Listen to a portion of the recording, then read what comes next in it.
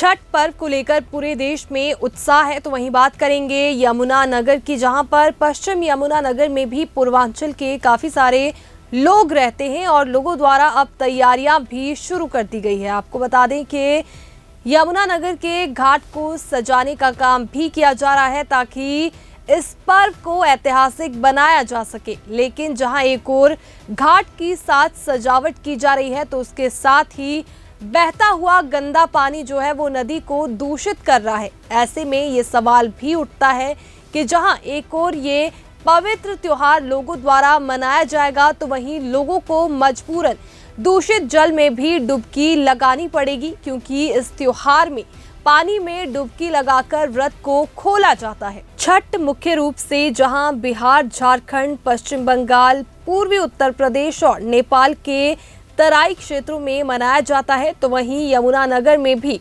पूर्वांचल के लोगों की अच्छी खासी तादाद है, जिसके चलते यमुना नगर में भी ये पर्व बड़े हर्षोल्लास के साथ मनाया जाता है। पूर्वांचल के लोगों की करीब 40,000 की आबादी वाले यमुना नगर शहर में पश्चिमी यमुना नहर के किनारे पर्व को मनाने वाले लोग पूजा अर्चना कर नहर में स्नान करते हैं। लेकिन जहां उनका स्नान घाट बना हुआ है वहां शहर के गंदे नाले गिरते हैं, जिससे एक तरफ तो इस पवित्र त्योहार पर लोगों को गंदे पानी में नहाने को मजबूर होना पड़ेगा, तो वहीं बीमारी फैलने का भी खतरा रहता है।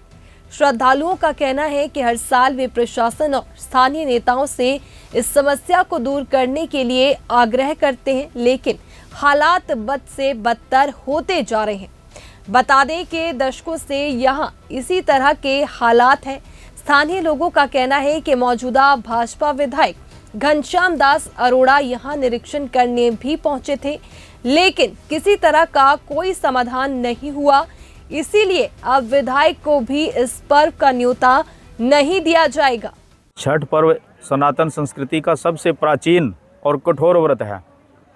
पुत्र प्राप्ति की कामना के लिए, संतान प्राप्ति की कामना के लिए, सुख समृद्धि की कामना के लिए ये व्रत हमारी माताएं बहनें सदियों से करती आ रही हैं। सबसे पहला व्रत छठ का जब श्री राम प्रभु रावण को मारकर अयोध्या आए थे तो दिवाली के कुछ समय के पश्चात ये त्यौहार पड़ता है। उस समय छठ का व्रत माता सीता ने किया था और तभी से व्रत चला रहा है। तो आप अंदाज़ा लगा सकते हैं कि ये हमारी सनातन संस्कृति का कितना प्राचीन व्रत है। पानी का भी बड़ा महत्व है। यमुना नगर में तो पश्चिम यमुना नहर भी साथ में बहती है। पानी के बिना तो ये व्रत संभव है ही नहीं।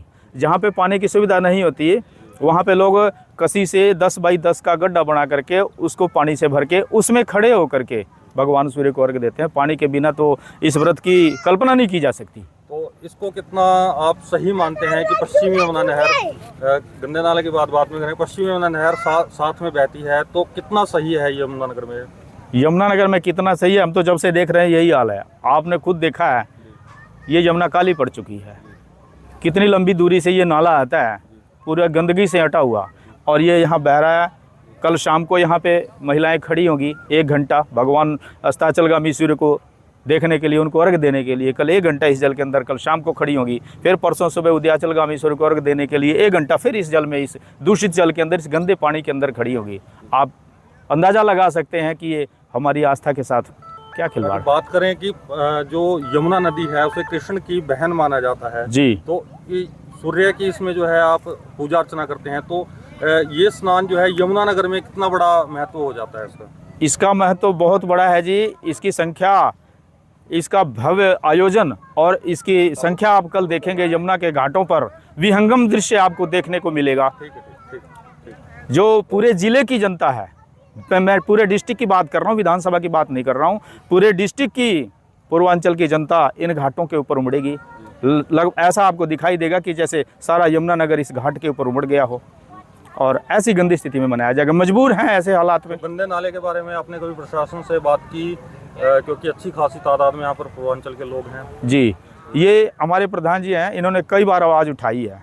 पिछले 10 वर्षों से इस त्यौहार को इनकी अगुवाई में आयोजित किया जा रहा है, और ये देख रहे हैं इन्होंने कई बार शिकायत करी है, कई बार हर जगह दौड़ धूप करी है। लेकिन चलिए, बहता है पानी तो कम से कम त्यौहार के समय तो इसको डाइवर्ट किया जाए, त्यौहार की पवित्रता को तो कम से कम कायम रखा जाए। ये जी देखो जी, ये बच्चों के लिए व्रत रखा जाता है जी। हमारी माता बनाए 3 दिन तक व्रत रखती ना बिना पानी के रहते हैं, अन्न भी नहीं खाते, कुछ भी नहीं खाते जी, ज़मीन पे सोते हैं लोग, ठीक है जी। और हमारी पूरी देखो जी, पूरी सजावट से हमारी 10 दिन से ही तैयारी चल रही है, पूरी सजावट हमारी मंडली पूरी लगी पड़ी इसमें। और हमारा 8 तारीख को भंडारा भी जी यहाँ। और क्या कुछ हालात है यहाँ पर? हालात जी आपके सामने देखो जी, कितना गंदा हालात है। दिल्ली का मुद्दा उठा के रखते हैं, सबसे बड़ी मीडिया दिल्ली का मुद्दा उठाया, एक बार यहाँ का तो मुद्दा उठाया आगे। ये तो आपका चैनल का धन्यवाद करते कि आप लोगों का आगे हमारी गरीबों की कुछ सुन रहे हो।